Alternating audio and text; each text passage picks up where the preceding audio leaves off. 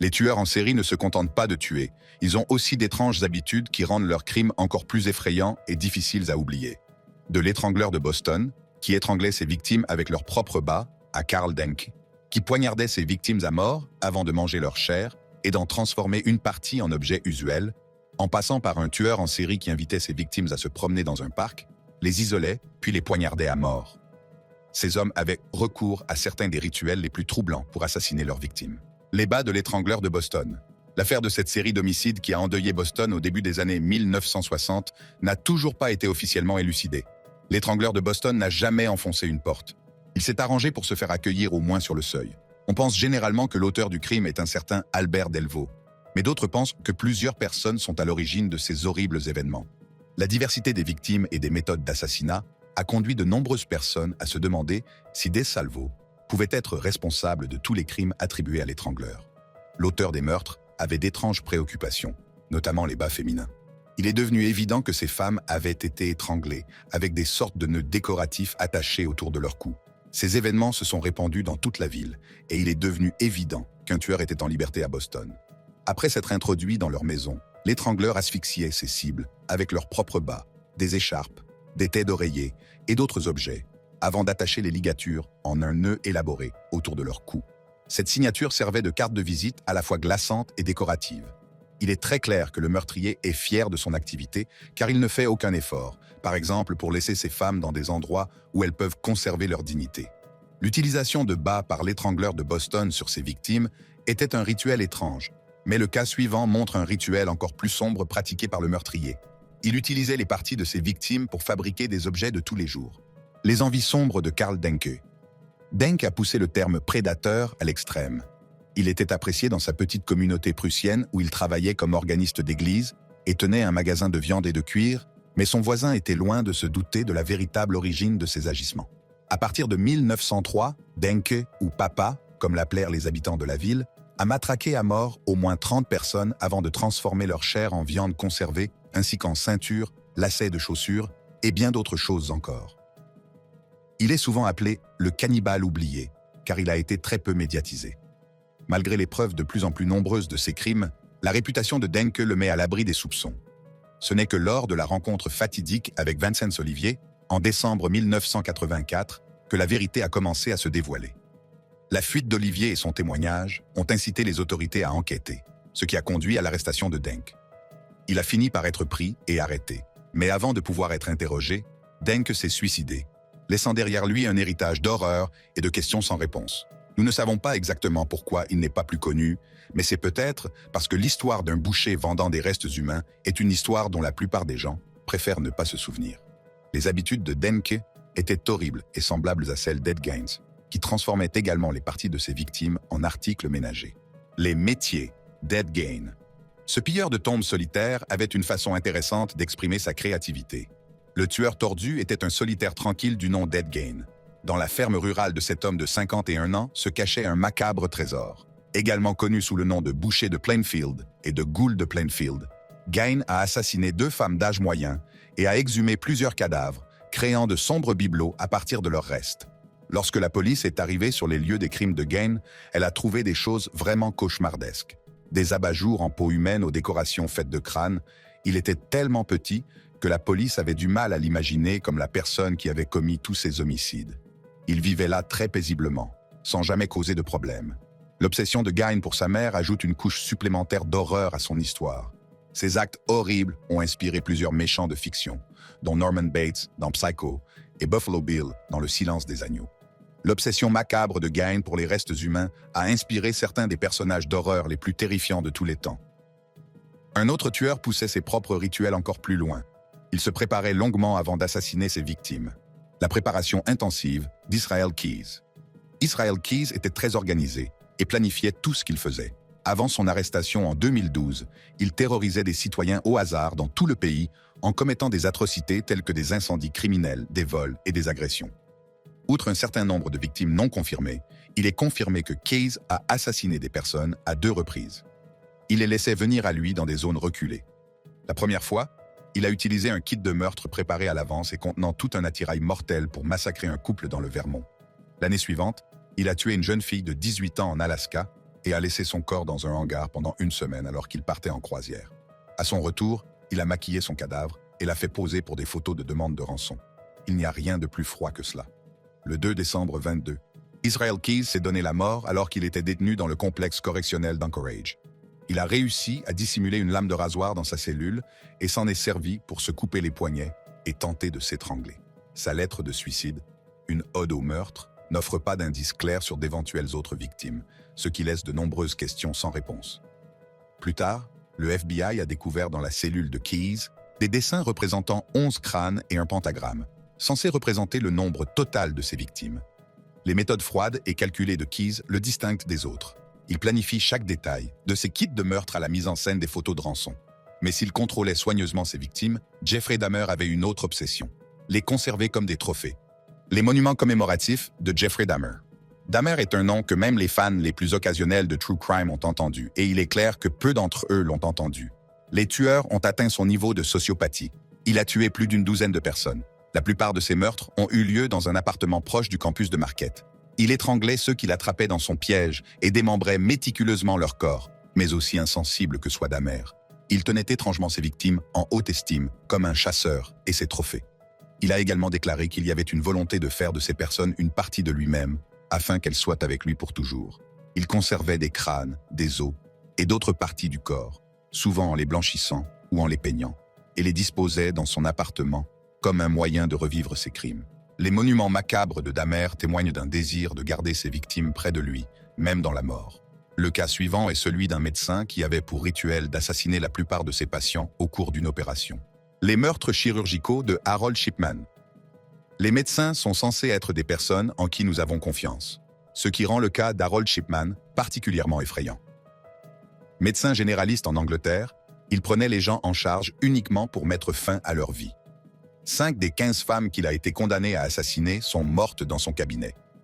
Normalement, les médecins n'ont pas un taux de mortalité aussi élevé, mais il est devenu suspect lorsqu'il a eu un taux de mortalité de 70%. En 1998, l'un de ses patients est décédé subitement, et un testament, dont la famille ignorait l'existence, a fait don de beaucoup d'argent à Shipman. La police a enquêté sur le médecin et a trouvé des preuves de falsification. Il a falsifié des dossiers médicaux informatisés, inscrit de fausses informations sur les certificats de décès de ses victimes et menti à leur famille. Après un examen plus approfondi, ils ont constaté qu'un grand nombre de ces patients semblaient succomber à des surdoses de diamorphine. En 1999, Shipman a été accusé du meurtre de 15 patients, dont beaucoup étaient des femmes âgées. Il a été condamné à la prison à vie et, par la suite, il y aurait eu jusqu'à 250 victimes. Il s'est finalement suicidé et a été retrouvé dans sa cellule de prison. Le cas de Shipman a ébranlé la confiance que les gens avaient dans la profession médicale, prouvant que même ceux qui étaient censés sauver des vies pouvaient en prendre à la place. Mais le tueur en série suivant avait un rituel différent de celui de Shipman. Il isolait ses victimes avant de les attaquer. La tactique d'isolement d'Andrei Chikatilo. Avant de devenir le boucher de Rostov, Chikatilo était enseignant dans son pays d'origine, l'Union soviétique. Il a été licencié après avoir agressé plusieurs jeunes filles. Lorsqu'ils ont retrouvé certaines des victimes, on pouvait encore voir le reflet de l'horreur dans leurs yeux. C'était très difficile à regarder. Comme si ce comportement n'était pas assez méprisable, Chikatilo a ensuite développé une double vie en tant que meurtrier en série, son premier meurtre ayant eu lieu en 1978. Malgré les preuves évidentes qu'un tueur en série était en liberté, la police soviétique et les médias contrôlés par le Parti communiste ont refusé de divulguer la moindre information. En l'absence de faits réels, les rumeurs se sont répandues dans toute la région. Le mode opératoire de Chikatilo consistait à attirer des enfants et des femmes sensibles dans des lieux isolés, tels que des forêts ou des gares, en leur promettant de l'argent, des chewing-gums ou d'autres prix. Après avoir tué ses victimes, il mutilait souvent certaines parties de leur corps, parfois même avec ses dents. Le lendemain, alors que Chikatilo avait été arrêté sur la route, un corps portant toutes les blessures habituelles a été retrouvé. Le chef de la police a immédiatement demandé les dossiers de toutes les personnes suspectes qui se sont enregistrées au cours des dernières 24 heures. Andrei préférait isoler ses victimes, tandis que ce prédateur nommé Alexander émergeait à Moscou, utilisant une stratégie plus calculée et plus sinistre, être hospitalier. L'hospitalité d'Alexander Pichushkin. Le tueur à l'échiquier a été responsable de la mort d'au moins 49 personnes entre 1992 et 2006. Comme son nom l'indique, Pichushkin était passionné d'échecs, mais pas seulement. Il voulait apparemment tuer 64 personnes comme pour remplir tous les espaces d'un échiquier. Pour atteindre cet objectif tordu, il invite les visiteurs du Pizza Park à Moscou à se promener et à partager un verre. Le tueur n'a laissé aucune trace. Les enquêteurs ont essayé de prélever différents objets sur la scène de crime, mais leurs analyses n'ont révélé aucune trace. Pas d'empreinte digitale, rien. Il opérait très prudemment. À partir de là, Pichouchkine les frappait fréquemment à la tête avec un objet contondant, laissant sa marque en enfonçant des bâtons ou des bouteilles de vodka dans leur crâne. Bien que Pichouchkine n'ait pas atteint son quota, il s'est certainement fait un nom en tant que l'un des criminels les plus cruels de Russie. Le règne de terreur de Pichouchkine s'est achevé en juin 2006, après le meurtre de sa dernière victime, Marina Moskaliova. L'arrestation de Pichouchkine a été facilitée par un élément de preuve crucial laissé par Moskaliova. Avant de partir à la rencontre de Pichouchkine, elle a écrit une note à son fils, l'informant de ses projets et lui laissant le numéro de téléphone de Pichouchkine. Cette note, ainsi qu'un ticket du métro de Moscou trouvé sur son corps, ont conduit les autorités à examiner les images de surveillance du système de métro. Les images ont montré Moskaliova marchant sur un quai avec Pichouchkine quelques heures avant sa mort, fournissant aux enquêteurs les preuves dont ils avaient besoin pour l'appréhender. Alors que Pichouchkine cherchait à compléter son échiquier tordu, un autre tueur, à des kilomètres de là, cherchait plutôt à se faire un nom. Non seulement il cherchait à attirer l'attention, mais il a également créé une signature qui fait froid dans le dos, transformant un sourire innocent en symbole de mort. Les visages heureux de Keith Hunter. Ce camionneur d'origine canadienne a non seulement tué au moins 8 Américaines, mais il a réussi à utiliser l'une des images les plus saines jamais créées pour le faire. Il a même eu le sentiment, à un moment donné, de ne pas obtenir la reconnaissance qu'il estimait méritée, en particulier en ce qui concerne le moniker Smiley qu'il avait créé. Il pensait probablement qu'il s'agissait d'une identité de marque brillante et que personne ne la reprenait à son compte. Hunter s'en prenait à des personnes vulnérables, comme les travailleurs du sexe ou les personnes vivant dans la rue, les attachant dans son véhicule avant de les étrangler et, dans de nombreux cas, de les agresser. Il a ensuite rédigé une confession sur le mur des toilettes d'un relais routier, qu'il a signé d'un smiley, ainsi que diverses lettres détaillant la nature de ses crimes. À première vue, cela semble assez convaincant, mais il ne s'agissait pas d'informations nouvelles, mais d'informations que n'importe qui aurait pu entendre et qu'il aurait simplement répétées sur le mur.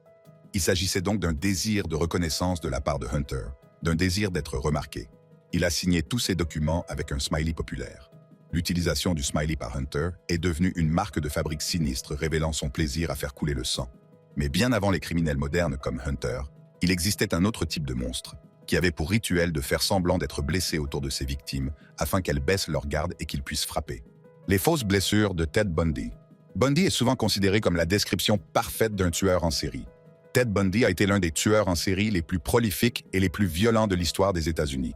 Ce psychopathe, à l'allure de star de cinéma, a prouvé au monde entier que même la prison ne pouvait contenir son obsession meurtrière, et ce non seulement en raison de la brutalité de son carnage, mais aussi de sa capacité à mentir de manière transparente et à gagner la confiance de jeunes femmes. Bundy usait de son charme et de sa bonne mine pour paraître amical, feignait souvent une blessure en portant une écharpe ou un plâtre ou faisait semblant d'avoir besoin d'aide. Les victimes de Ted Bundy étaient des étudiantes honnêtes et bienveillantes, prêtes à rendre service. Il exploitait l'empathie de ses proies pour les attirer dans sa voiture et leur ôter sauvagement la vie. Souvent, Bundy revenait sur les scènes de crime pour, disons, interagir avec les corps en décomposition. Ce maître manipulateur planifiait et calculait chaque étape de ses crimes, si bien que beaucoup le considèrent comme le tueur le plus organisé de l'histoire. Tout ce que nous savions sur les tueurs en série a été bouleversé lorsque nous avons vu qu'il n'était pas l'homme effrayant en imperméable, mais qu'il était l'étudiant en droit, le beau gosse en polo, le conducteur de la petite voiture. Il peut être un meurtrier lui aussi. La capacité de Bundy à manipuler et à tromper a fait de lui l'un des tueurs en série les plus tristement célèbres de l'histoire. Mais alors que Bundy misait sur le charme et la tromperie, un autre tueur a porté à un autre niveau son obsession rituelle pour les femmes vulnérables. Le mode opératoire de Jack l'Éventreur. Il est probable que cette affaire de l'époque victorienne restera un mystère pendant des années. À l'automne 1888, l'East End de Londres vit dans la terreur, mais l'obsession de l'Éventreur pour les mutilations relie au moins 5 victimes entre elles.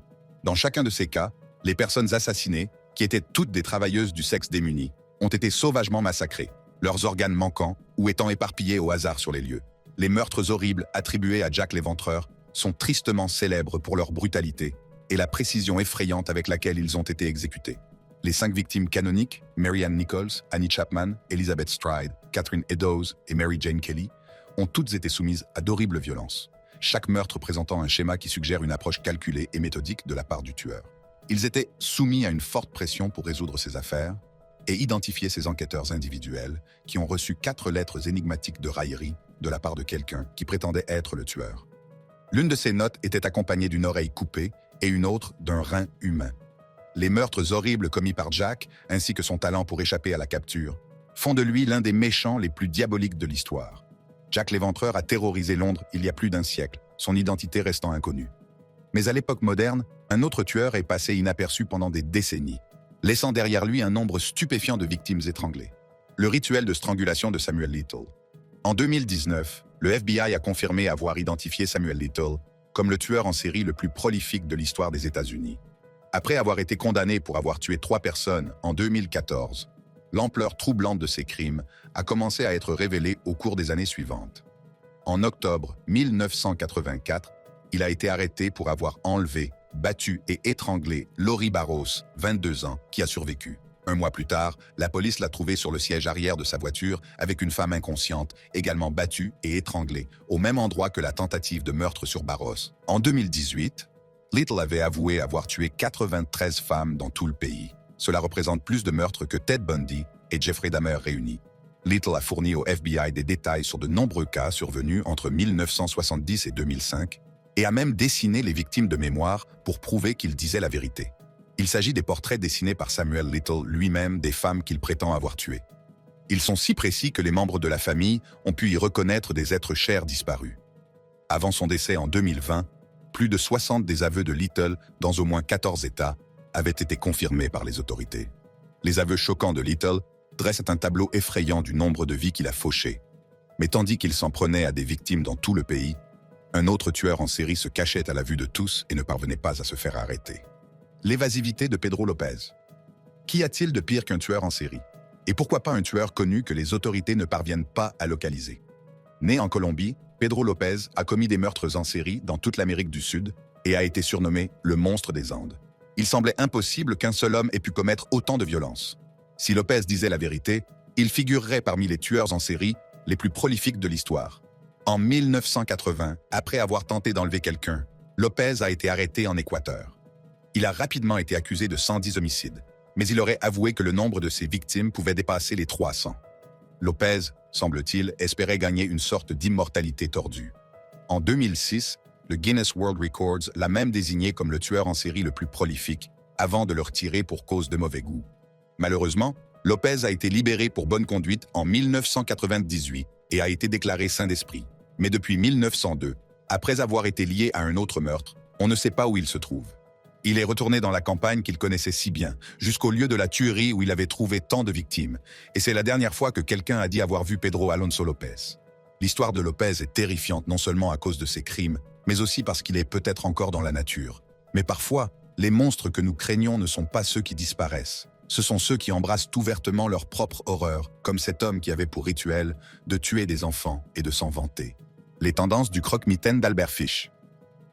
Il y a près de 100 ans, un tueur était en liberté à New York et était surnommé l'homme gris, et même le croque-mitaine. Honnêtement, ce n'est pas si loin. Albert Fish était un individu dérangé qui s'en prenait aux enfants.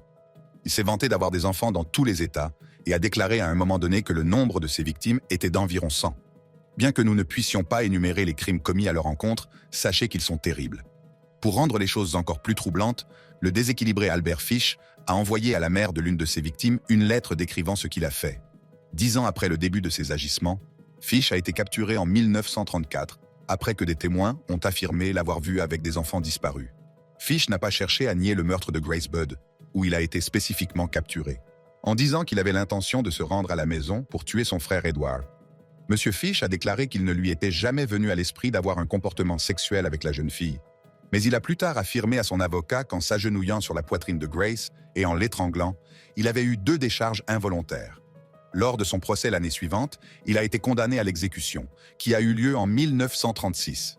Mais Fish n'était pas le seul tueur à laisser une trace durable dans l'histoire. Des décennies avant ses crimes, un autre homme a construit une maison des horreurs, conçue pour enfermer ses victimes dans un cauchemar. Les portes secrètes de H. Holmes. H. Holmes est considéré comme l'un des premiers tueurs en série des États-Unis. Herman Webster Mudgett, plus connu sous le nom de H.H. Holmes, s'est essayé à la fraude dans ses jeunes années pour gagner de l'argent. Il a ensuite construit ce qui allait être surnommé le Murder Castle à Chicago, dans l'Illinois.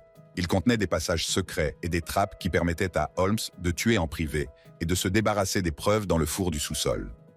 Les détails concernant le bâtiment, ainsi que nombre de ses crimes présumés, sont considérés comme exagérés ou fabriqués pour des articles sensationnalistes de tabloïds. Certains témoignages estimant que le nombre de cadavres pourrait atteindre 133, voire 200. Nombre de ces inexactitudes ont persisté en raison de la combinaison d'enquêtes policières inefficaces et d'un journalisme jaune hyperbolique de l'époque, qui sont souvent cités comme des documents historiques. Holmes a donné plusieurs récits contradictoires de sa vie, clamant d'abord son innocence, puis qu'il était possédé par Satan. Sa propension à mentir a rendu difficile l'établissement de la vérité sur la base de ses déclarations. Il incitait généralement les femmes à entrer dans le bâtiment, qu'il a ensuite ouvert comme un hôtel. En 1894, Holmes a été arrêté pour un autre crime, avant que son assassinat ne soit découvert. Holmes a été reconnu coupable et condamné à mort pour le meurtre de Benjamin Pitezel, son complice dans plusieurs de ses escroqueries. Holmes a avoué 27 meurtres, mais selon des spéculations plus optimistes, il en aurait commis plus de 200. En 1896, Holmes a été exécuté pour ses crimes macabres. Si les méthodes de Holmes ont été entourées de mythes et de reportages à sensation, certains tueurs ont laissé derrière eux des preuves indéniables de leur nature tordue. L'un d'entre eux a transformé une simple caravane en une chambre des horreurs personnelles. Le repère de Satan, de David Ray. Parfois, les tueurs vont plus loin dans l'effroi avec leur méthode d'opération.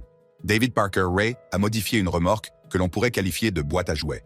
La remorque était insonorisée et remplie d'instruments pour sa violence. Il l'appelait l'antre de Satan.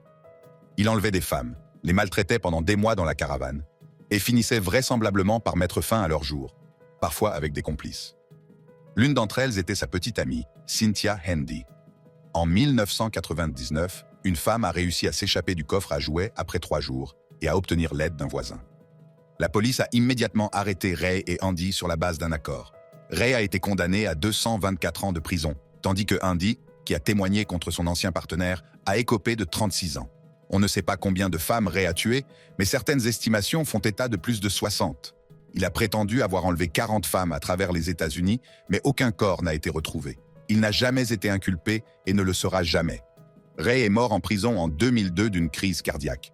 Les crimes de Ray sont horribles, mais il n'est pas le seul à manipuler ses victimes pour leur donner un faux sentiment de sécurité. C'est ce qu'a réussi à faire un personnage imposant, qui se cache derrière un charme doux. L'enchantement d'Edmund Kemper. Edmund Kemper, du haut de son mètre 90, était une figure intimidante. Mais avec son comportement doux, il semblait inoffensif. Cependant, en 1964, alors qu'il était adolescent, il a tiré mortellement sur ses grands-parents. 5 ans plus tard, il sort d'un hôpital psychiatrique et va vivre avec sa mère abusive, Clarelle, qui, à cette époque, s'est remariée, a pris le nom de famille de Strandberg et a divorcé à nouveau. Par la suite, Kemper a démontré à ses psychiatres qu'il était réhabilité et, le 29 novembre 1972, son casier judiciaire a été définitivement effacé. En 1972, Kemper a commencé à conduire autour de Santa Cruz, en Californie, en prenant des jeunes femmes qui faisaient de l'autostop. Il se montrait impatient, ce qui les incitait à entrer dans le véhicule, car elles pensaient qu'il était trop occupé pour être un agresseur. En garde à vue, Edmund Kemper a révélé aux enquêteurs toute l'horreur de ses crimes extraordinaires, dans les moindres détails. Mais sa méthode d'opération lui a valu le surnom de Co-ed Killer, tueur d'étudiantes. En 1973, il a brutalement tué sa mère et son ami avant de se rendre à la police avec 10 victimes. Les crimes de Kemper ont choqué la Californie malgré son comportement très calme. Mais un autre monstre a prospéré dans l'ombre de la guerre, se déguisant en sauveur tout en conduisant ses victimes à travers de fausses voies d'évasion vers une mort certaine. La fausse route d'évasion de Marcel Petiot. Alors que la France est sous occupation allemande dans les années 1940, Marcel Petiot, un médecin, s'en prend à ceux qui tentent d'échapper aux persécutions, prétendant ensuite qu'ils travaillent pour la résistance. Bien qu'il n'y ait aucune preuve, Petiot a créé une fausse route d'évasion sous le nom de Dr Eugène.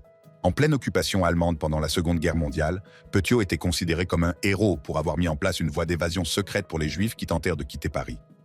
Petiot prétendait avoir un moyen de mettre en sécurité hors de France les personnes recherchées par les Allemands ou le gouvernement de Vichy. Petiot prétendait pouvoir organiser un passage vers l'Argentine ou d'autres pays d'Amérique du Sud via le Portugal, pour un prix de 25 000 francs par personne. Il leur administrait un faux vaccin contenant du cyanure avant de voler leurs objets de valeur et de se débarrasser de leurs corps. 23 corps ont été découverts, mais le nombre de victimes de Petiot au cours de sa vie est soupçonné d'atteindre 60, voire plus. En 1946, Petiot a été exécuté à l'aide d'une guillotine, qui était encore à l'époque la méthode utilisée dans le pays pour infliger la peine capitale. Petiot a exploité la peur et le désespoir en temps de guerre en recourant à la tromperie, mais même en temps de paix, la terreur peut se cacher là où l'on s'y attend le moins, y compris derrière l'insigne d'un homme de loi digne de confiance qui s'est révélé être un harceleur nocturne. La traque nocturne de Joseph DeAngelo. Les policiers sont censés être honorables et rendre justice aux victimes, pas provoquer une vague de destruction comme Joseph James DeAngelo. Pendant des décennies, Joseph James DeAngelo a été l'homme le plus recherché d'Amérique. En 1976, le tueur du Golden State a commencé sa série d'agressions et de cambriolages à Sacramento, en Californie. En l'espace de 3 ans, il a commis 50 attaques. En 1978, DeAngelo a progressé en tuant Brian et Katie Marjorie. Il est devenu le premier Night Stalker, puis le tueur du Golden State, avant que le crime ne s'arrête en 1986. Puis, en 1918, la police a utilisé la généalogie génétique de l'ADN trouvée sur les lieux des crimes de DeAngelo pour remonter jusqu'à lui. La recherche prend entre 24 et 48 heures. En l'espace d'une journée, la police disposait de la liste des parents potentiels du tueur du Golden State. En 2020, il a plaidé coupable de 13 meurtres dans le cadre d'un accord visant à éviter la peine capitale et a été condamné à la réclusion à perpétuité. Pour d'autres vidéos intéressantes comme celle-ci, cliquez sur l'une des cartes affichées sur votre écran.